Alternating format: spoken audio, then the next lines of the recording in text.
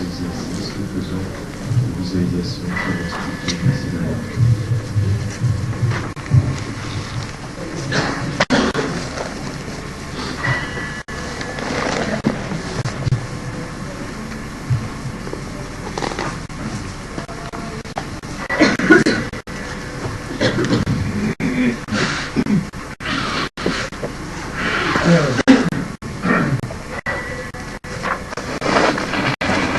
So we begin by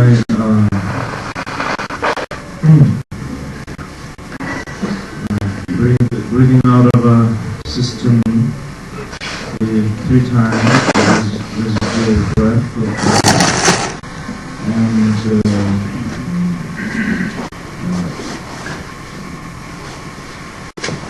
with the visualization and the attitude as has been instructed and explained, and followed by the prayer of supplication to the lineage, and also joined by the attitude and aspiration as explained.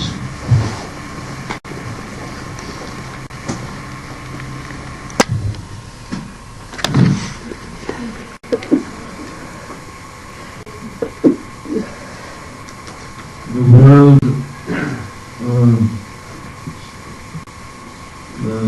that we live in, as well as the whole galaxies of universe,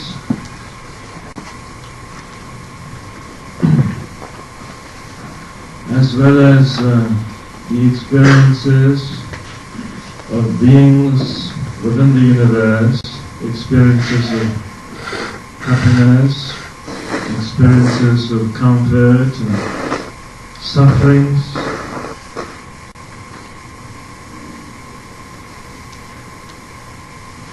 all outer phenomenal material objects are impermanent by nature, transitory, and subject to impermanence. And moment by moment, because of their impermanent nature, moment by moment, they are changing.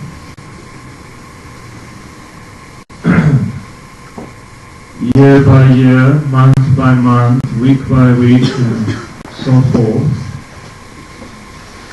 And there is a constant, non-stop, subtle changes taking place, as well as greater changes, expressing their basic impermanence.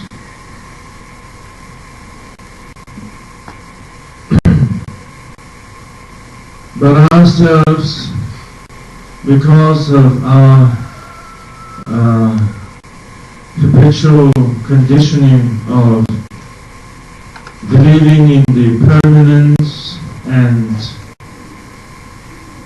the permanent self-entity of things, that we do not easily perceive the constant change that is taking place. In particular, the lives of beings contained in the world, our lives are even more fragile than anything else. It is so fragile and subject to impermanence, it is like that of bubbles in the water, that any time that it could cease to exist. So in this way, such is the transitory and impermanent nature of the world and beings.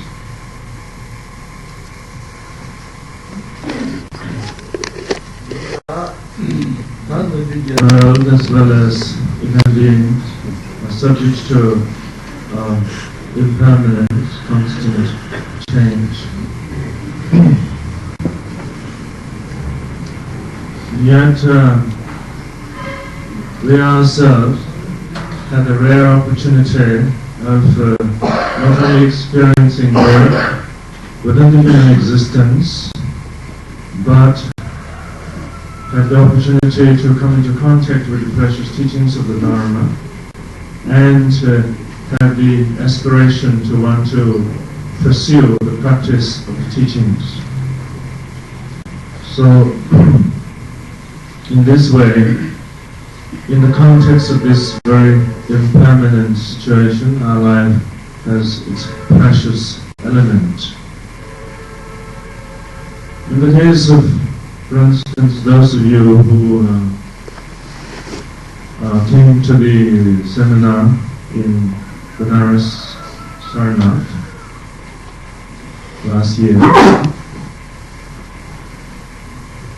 for a whole year, you had the opportunity to pursue some degree of continuous practice of the Dharma, and not only that, and are able to come to participate once again in the seminar this year. And today is the beginning of another year, and that we have actually managed to exist in the context of the very fragile and impermanent nature of everything, that we have managed to exist at all and to pursue the dharmic activities that we have been able to pursue is rather incredible or marvelous, and is something to be appreciated.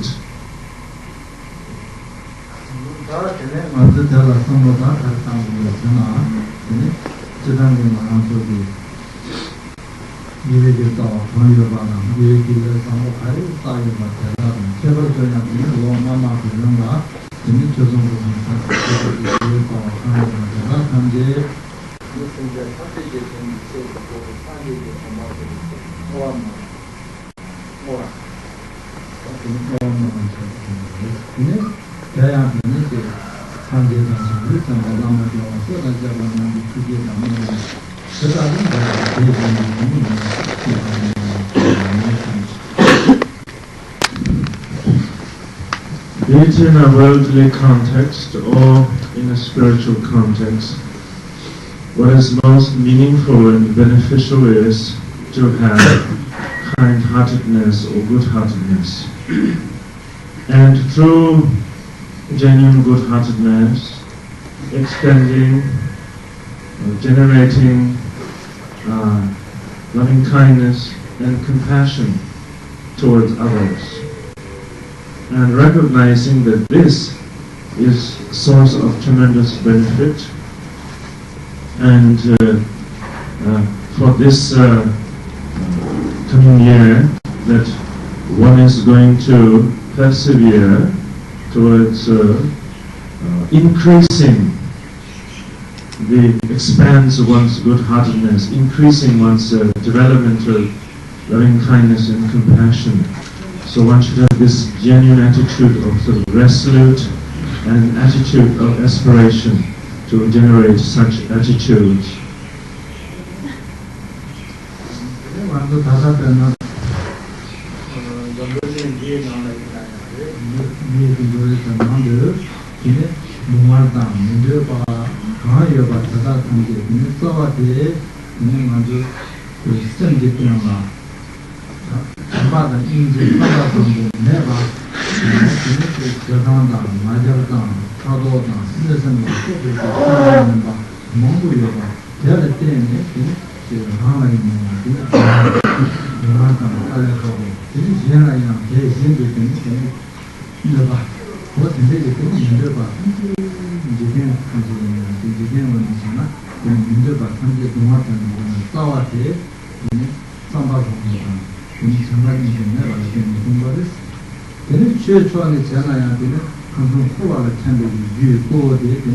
뭐 말과 대화를 때문에 방송을 차고하는 진조를 나와 차단 그거 분들을 때문에 좀 걸어 이렇게 중앙 한지에서 대화를 때문에 뭐 굉장히 이렇게 대화 한지 쓰게 되는 거가 되면 삼바 정보 잠바다 이거만 제가 대화 치마 대단되는 말들이 거기 상주도 공방처럼 제가 말하는 장주 비슷한 생긴 내가 나가는 게 완전히 스탠다드 정보예요.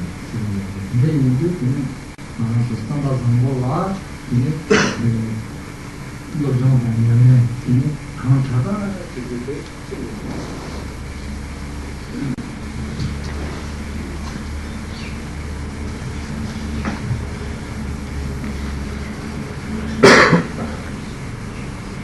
Si on regarde le comportement des est-ce que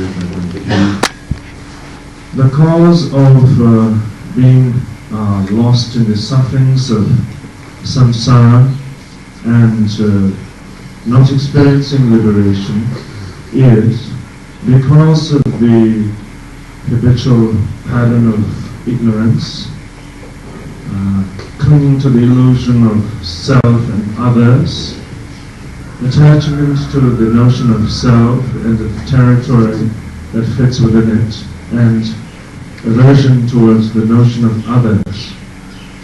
And thus, because of these patterns and conflicting emotions of ignorance, attachment and aggression, then this causes more sufferings and conflict. And so,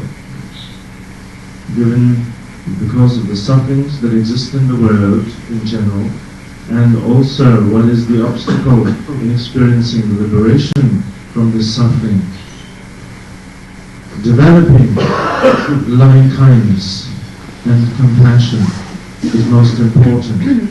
As such, one should learn to educate oneself in how to develop the compassion and loving kindness, and one should train one's mind in developing the qualities of good-heartedness, that is loving kindness and compassion.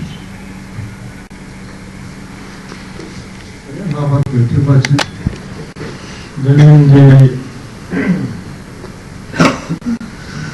Vajrayana tradition, the emphasis is on the developing of loving kindness and compassion, or bodhicitta. The development in loving kindness of and compassion, or bodhicitta, also has to be done in a skillful way, not in an unskillful way of sort of pressuring oneself into some form of emotional reaction, but the skillful bodhicitta, meaning the method of the development of loving kindness and compassion, is joined by wisdom, ultimately the wisdom of emptiness. And when the method of loving kindness and compassion is joined by wisdom, then this could affect the development of relative as well as absolute bodhicitta, and which is to affect the experience of complete enlightenment. So one's approach towards the development of loving kindness and compassion also should be in a skillful way, so that it ultimately brings about the realization of enlightenment. Today on this occasion you have the good fortune of receiving taking the Bodhisattva vow. And that also you have the most fortunate opportunity to take the Bodhisattva vow in the very presence of the precious Pudong, of the reliquary body of the previous Kagyü Rinpoche, a great bodhisattva. And in the presence of such, to have the opportunity to take the bodhisattva vow is certainly a very opportune or fortunate occasion. And that so we'll be going up to do that, and one should, with that understanding, have a mind of joyfulness and sense of appreciation for the opportunity.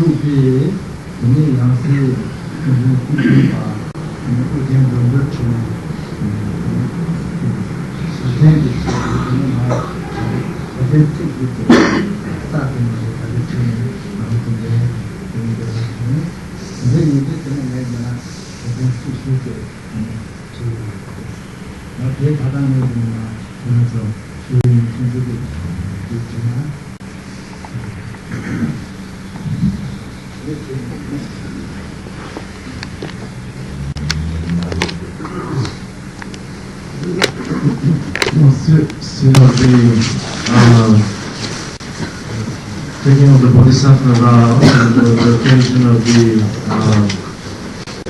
New Year, which I also want to share with you that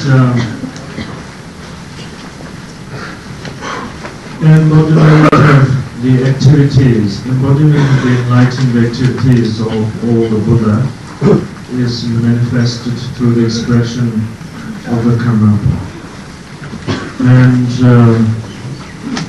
in general, and for us in particular, the Karmapa is the order of the lineage and the principle among all the gurus or the lamas.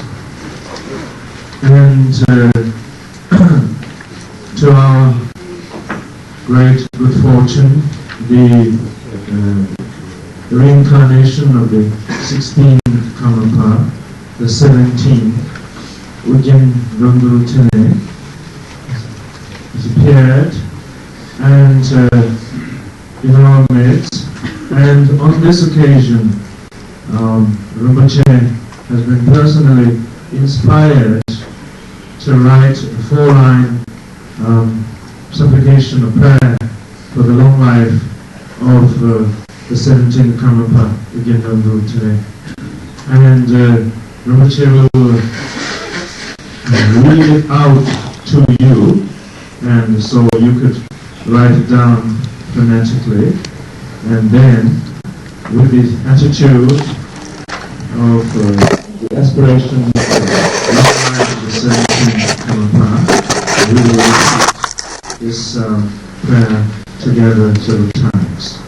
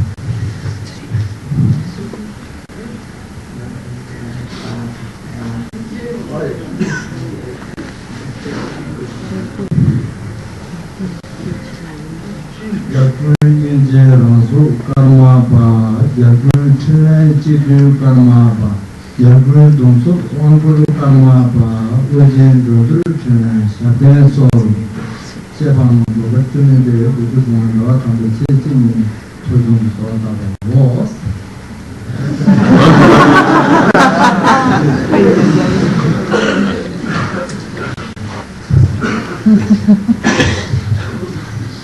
Et si vous n'avez pas tout noté. Alors. Donc j'ai donné le lot. Donc Gyelku.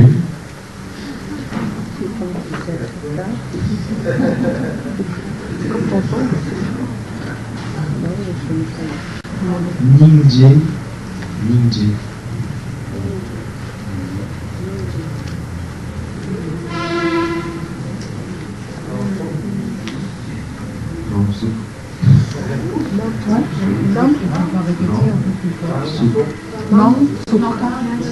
On n'entend rien.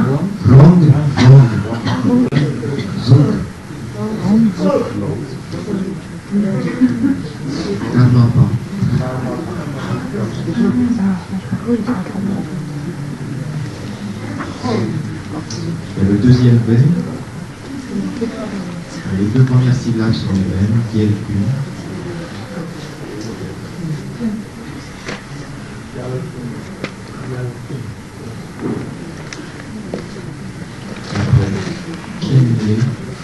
Pardon? Pardon? Trinlé, comme dit Camille. Trinlé.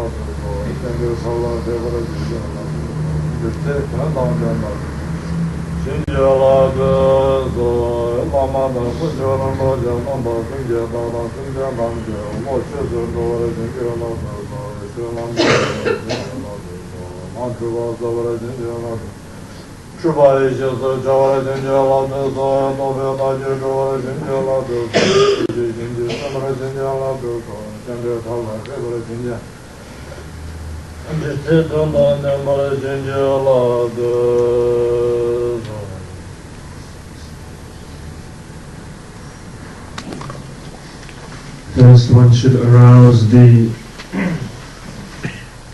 proper motivation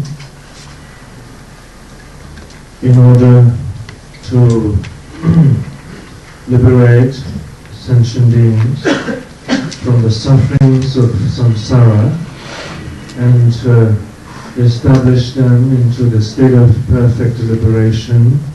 One is going to involve or commit oneself to the learning and practice of the teachings, so in this way to give rise to the proper motivation. Preliminaries and the main body of practice, and then the supplementary practices. Within the preliminary, there is the three classifications of the preliminaries: the common or the general preliminaries, the uncommon or the specific preliminaries, and the particular or the special preliminaries. Having briefly instructed on the first two of the common preliminaries, as well as the first one of the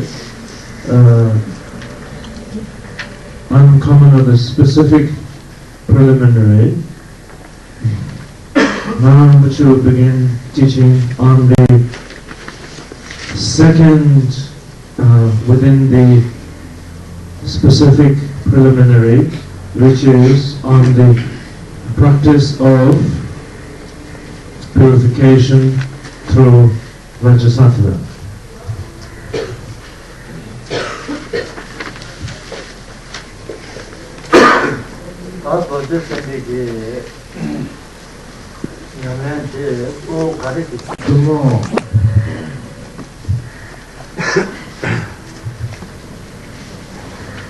The purpose of the practice of Shangpa or Vajrayana is to effect the purification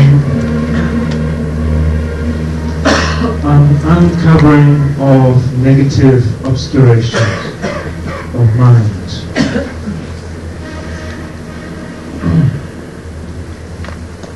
The very essential or the fundamental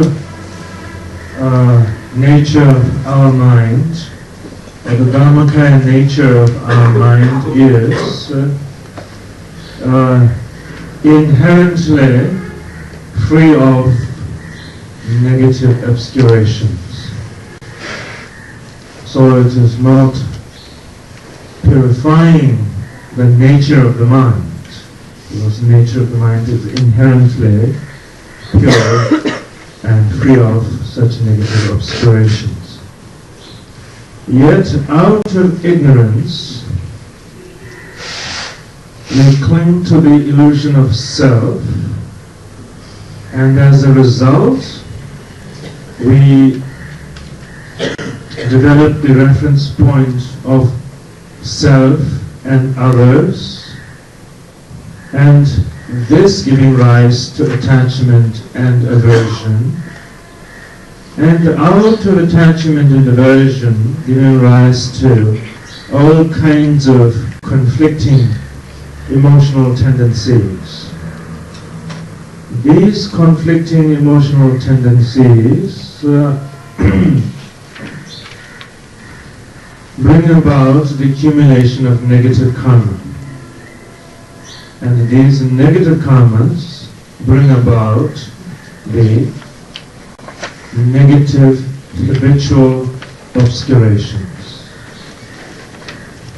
And it is the negative karma accumulated, and because of the negative habitual obscurations, that we experience the sufferings within the realms of cyclic existences. So, the practice of Vajrasattva is to bring about the removal of this habitually accumulated negative obscurations.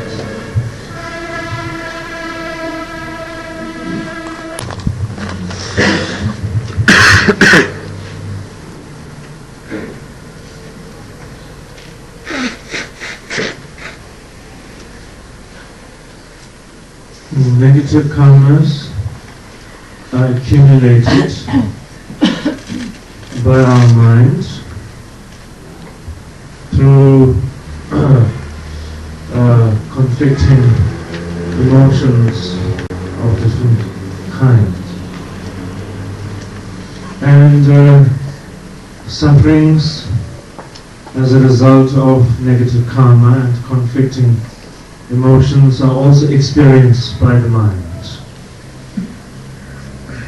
So accumulation of negativities and experience of the consequences of it takes place within the mind. The result of the negative karma accumulated is stored within the mind and nowhere else. And the process of uncovering or purifying of these obscurations, these negative karma, also must take place within the mind. It is the activity of the mind to accumulate negative obscurations, and it is the activity of the mind to bring about the freedom from such. And in no other places the negativity is stored, or in no other ways the negativities of the mind can be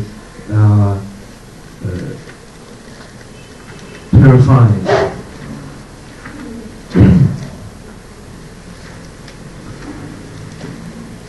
It is because of our strong habitual fixations that these negativities of the mind accumulated, and we experience the reality or the illusion of reality of it, even though they do not have by themselves these habitual tendencies, by themselves do not have any inherent existence.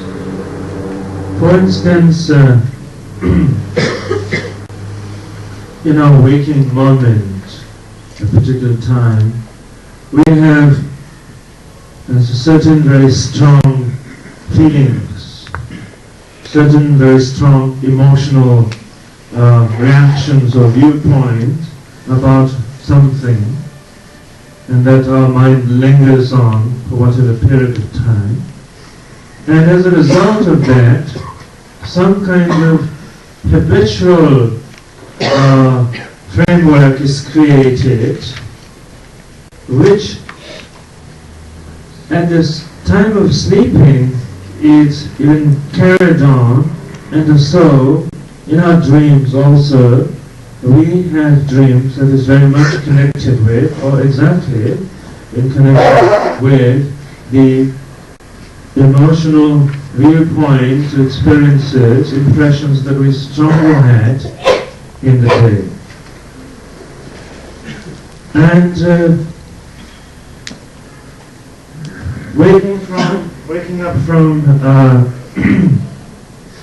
this dream, this reality that we experience within the dream, and the waking state, that apart from that, this experience was, apart from that it was being simply a dream, that there's no reality, no substantial reality to it.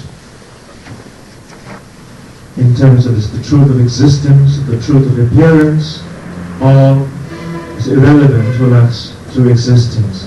The same thing is true of habitual accumulations, apart from that it is produced or created by the mind, that it does not have independent or inherent existence of its own. So what is produced by the mind must be resolved within the mind.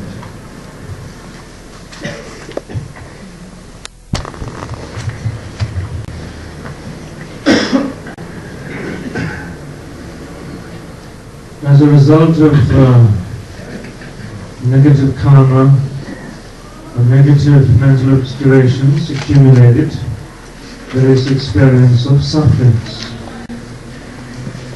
And so it is the activity of the mind, negative activities of the mind, that brings about negative obscurations and sufferings. And when we are able to engage in positive and pure activities of the mind, then that can result in bringing about the clarifying of the negative obscuration and the negative karma. So then the mind can be free from, when the mind is free from these obscurations, then ourselves also being free from suffering. That is basically from the point of the truth of dependent arising, that because cause and effect of dependent arising. Beyond that, the Buddha has very skillfully presented various different methods that can more effectively bring about the purification of the negative obscurations, such as through the Vajrayana practice of Vajrasattva, through the visualization, through the practice of visualization, recitation of the mantra, and meditation, and through application of such very profound method as the practice of Vajrasattva, that can bring about that more direct and profound effect in purifying the negative obscurations of the mind.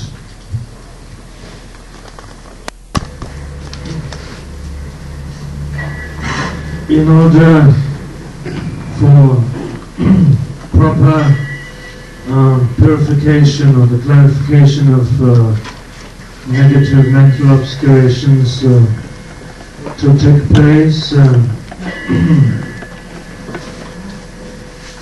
one should apply in practice the four forces or the four strengths, the application of the four strengths, and in connection with the Vajrasattva practice. And among the four forces of the strength, the first one is the strength of support. That is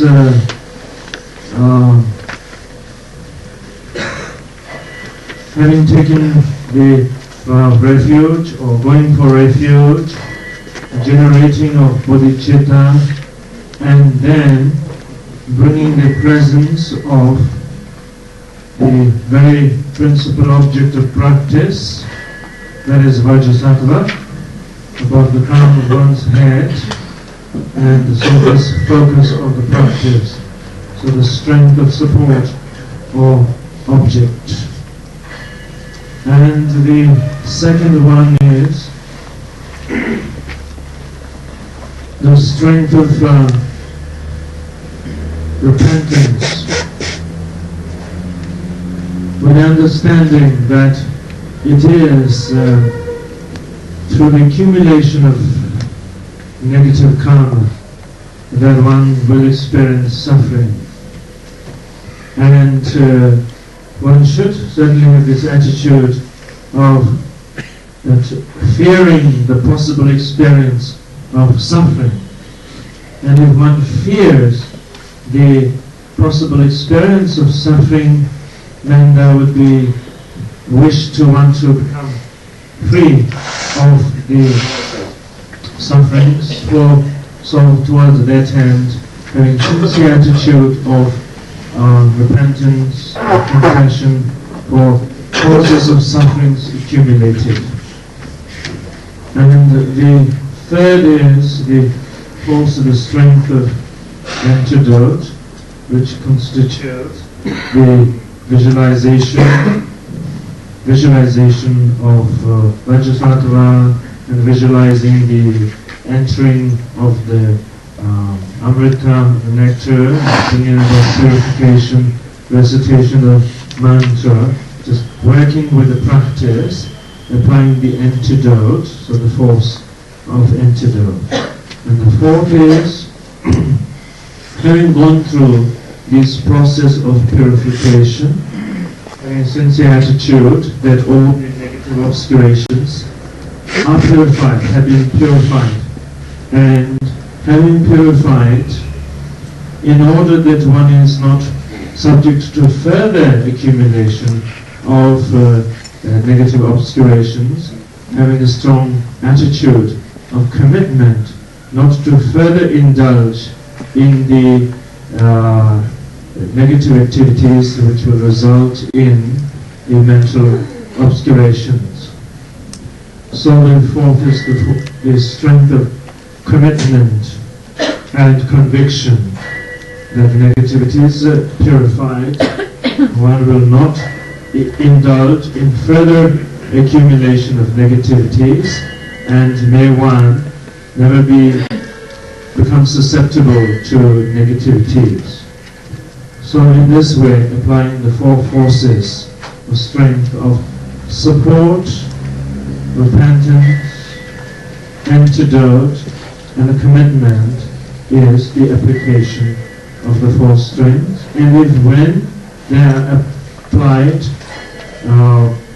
in full or complete, then this could bring about the definite purification of defilements or mental obscurations.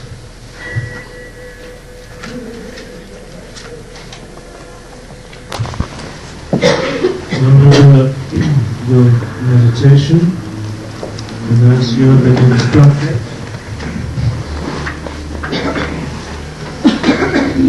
placing your body properly with the proper postures of the body, and placing your mind also properly.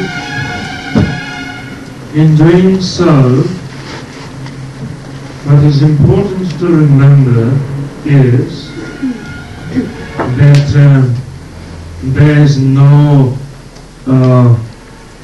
pressure or effort involved, simply allowing the body to rest naturally at ease, as well as allowing the mind to take its natural place without trying to do something about it.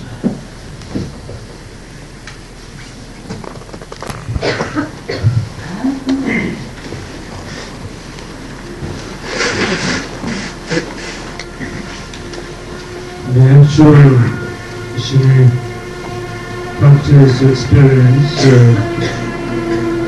Shine meaning, Shi simply meaning peace or tranquility, and Ne is to dwell, to stay.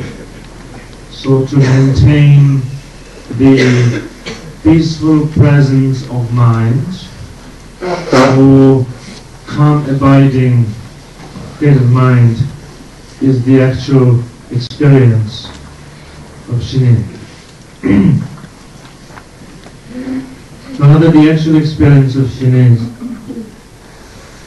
the mind being free, completely free from the occupations of the thoughts of distractions, thoughts of distractions of the three times,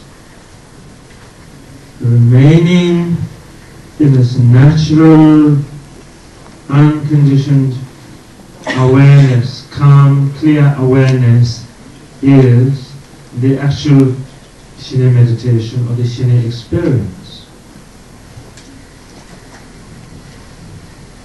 But for beginning practitioners in general, in the first place, it's not easy or difficult to recognize the Shine experience of calm and clear mind, free of the thoughts of the three times. And even if one happened to recognize that experience of Shine, because of various different habitual tendencies or conditioning, is not able to maintain that presence of mind. And so, therefore, we try to bring about calm placing or abiding of the mind with the help of some object, anchoring it. And there are various different objects of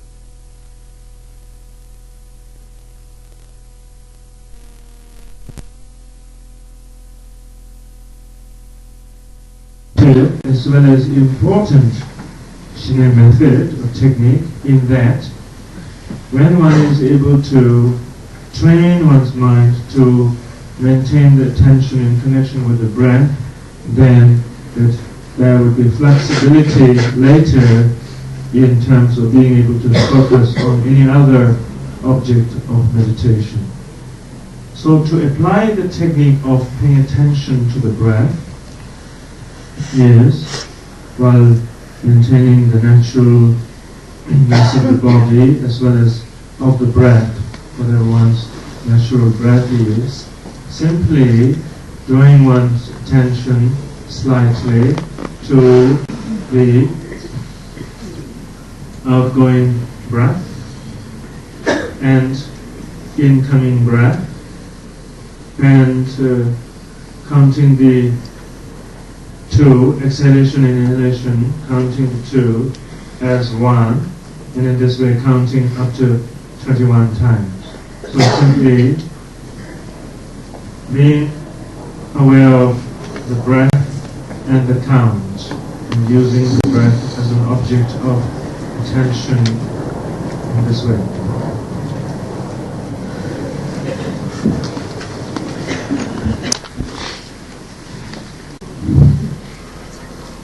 Now,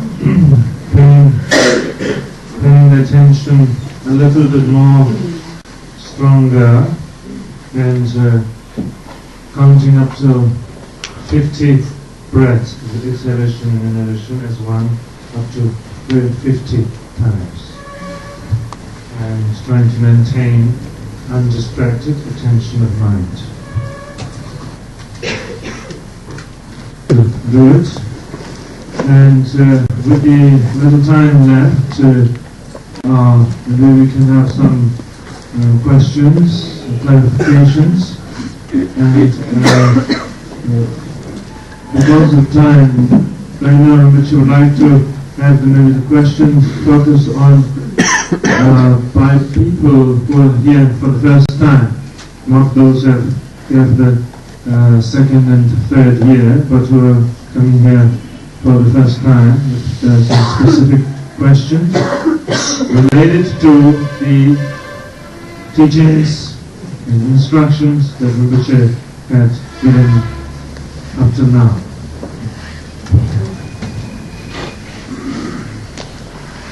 Est-ce que nous devons seulement observer le tout en laissant l'esprit dégagé ou bien être concentré sur la respiration? Être concentré sur la respiration.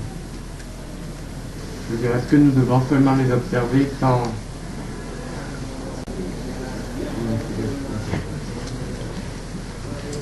Nous devons seulement les observer ou y faire attention?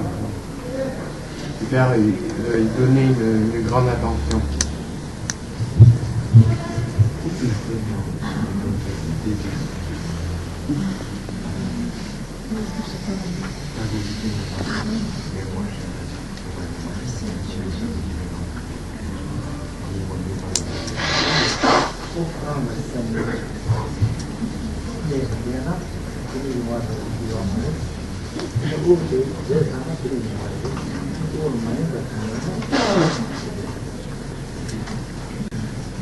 Si l'esprit est véritablement attentif à la respiration, alors automatiquement il n'y a pas de distraction, on ne pense pas à autre chose.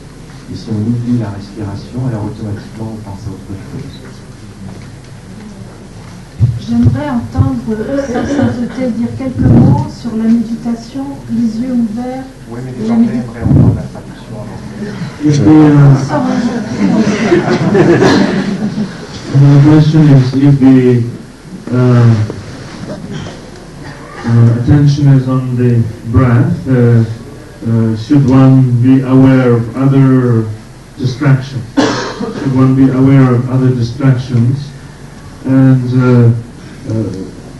which his response is, if one's awareness or attention is with the breath, then one is not distracted. One is not distracted by other possible objects of distractions. If one's attention and awareness is not with the breath, then one is anyway distracted. Automatically one is distracted. If the attention is on the breath, automatically one is not distracted. It's just simply that. La méditation, les yeux ouverts et la méditation, les yeux fermés. J'aimerais entendre un petit peu parler de ça.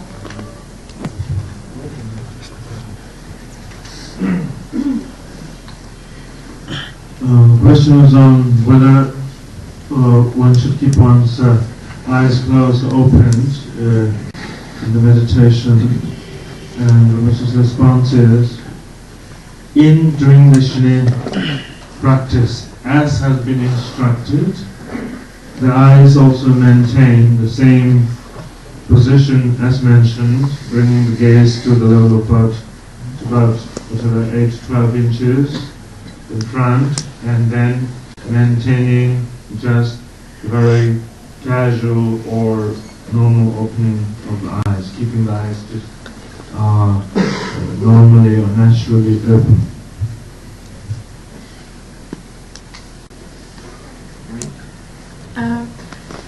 Rinpoche a dit de ne pas s'attacher aux pensées qui peuvent survenir dans l'esprit, quelles qu'elles soient, mais à partir de quoi ou de quand peut-on parler d'attachement sur une pensée?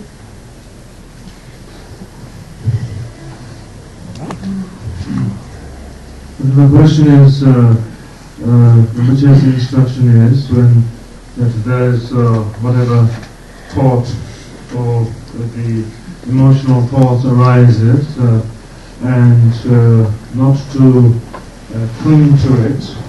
What does it exactly mean not to cling to it, and what would be not clinging to it? And Rinpoche's response is that if thoughts arising, if you are pursuing or following the thought, then it's clinging to the thought. If you are aware of arising of the thought, but not pursuing or following it, then you're not clinging to the thought. On s'endort pendant la méditation, que doit-on faire?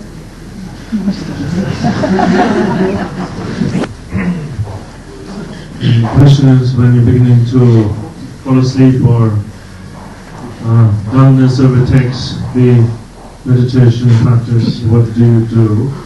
And Rinpoche's response is that at such times, from the body and mind, from being a very more relaxed position, to bring it more a little bit up, a little bit more sort of upright as far as the body, and the mental attention should be a little bit assertive, and that should be served as an antidote. Une fois qu'on a fixé l'attention, est-ce qu'on doit reconnaître quelque chose à ce moment-là? Il faut continuer, il faut lâcher prise, ou il faut continuer, continuer de faire un effort, il faut reconnaître à ce moment-là ce que c'est et comment le faire, s'il faut reconnaître. In the meditation practice, if you are experiencing, or your mind is resting in non-distracted awareness, should you do anything else or anything about it? And the Rinpoche's response is, if you are experiencing non-distracted awareness, just let it be that way. Let it be that way. During the meditation session, just let it be that way.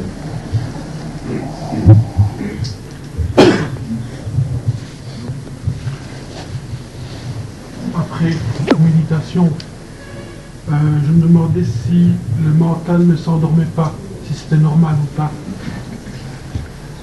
Avec une vie active, j'ai tendance à être endormi. Dans la vie quotidienne. Dans la vie quotidienne, oui. Après plus ou moins une heure, quoi.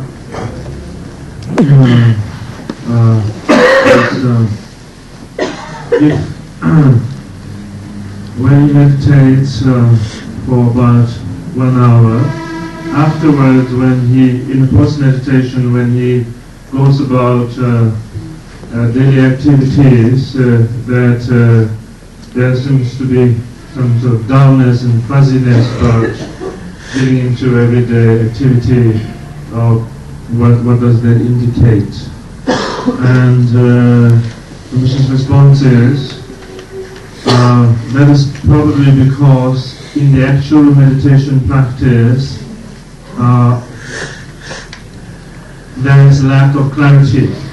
If one is having actual good Shinai experience, with the calmness of the mind, there should be also clarity at the same time. And if there is dullness in the meditation practice, and then indeed that dullness, so it's carried out too. So maybe the clarity is to be emphasized.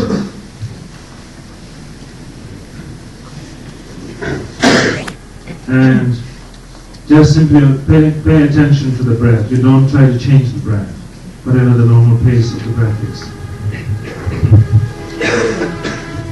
La question était de savoir, lorsqu'on médite sur le souffle, si on doit respirer particulièrement profondément ou lentement. Et Rinpoche répond qu'on laisse la respiration se faire, on ne peut pas respirer. Does the counting of the breath go hand in hand with Shinai, or is it the counting of the breath used as a guideline in the beginning? Sorry, can you say that again? In the Shinai practice, is the counting of the breath, does that go hand in hand with the Shinai, or is that used as a guideline in the beginning?